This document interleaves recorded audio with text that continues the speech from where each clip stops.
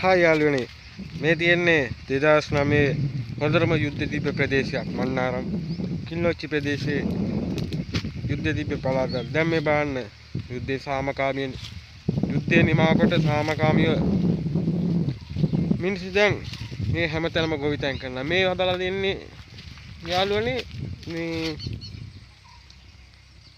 මේ හදලා තියෙන්නේ යාළුවනේ මොනවාද කමී මොනවාද කියන්නේ කජු රට කජු හදලා තියෙන්නේ.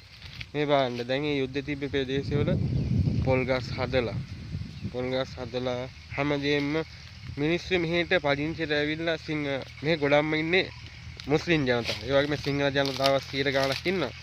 මේ ගොවිතැන් කරන්නේ මේ සිංහල පවුලක් තමයි මේ ගොවිතැන් කරන අක්කර බර ගාණක් තියලා කියන්න බෑ අක්කර කොච්චරක් තියනවද කියලා බලන්න යාළුවනේ මේ තියෙන්නේ අර පොඩි කොල්ලෙක් හානවා. මම යාගේ වීඩියෝ එකක් දැම්මම දැන් චූට්ට වෙලාවකට කලින් එයා හානවා.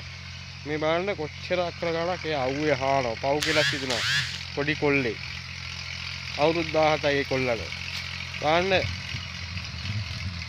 යුද්ධේ මේ ඉවරනා පස්සේ මිනිස්සු බලන්න කොච්චර ලස්සන මේ පරිසරය තියනවා. මේක බලන්න මේ අවුව සැර බලන්න.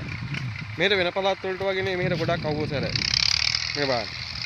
මේ හැම තැනම පොල් වගා කරලා මේවා කරලා මෙතන රට කජු හදලා දැන් මේ බලන්න මේ තියෙන්නේ උතන දැන් හදන්න යනවා. මම ඇහුවා ඒ පවුලේ කට්ටියෙන් ඇහුවා මෙතන මොනවද හදන්නේ කියලා. ඊට පස්සේ මෙතන හදන්නේ දැන් ඉන්නවා කියන්නේ උඳු හදලා උඳු නයි මිරිස් ඒව තමයි හදන්න යන්නේ.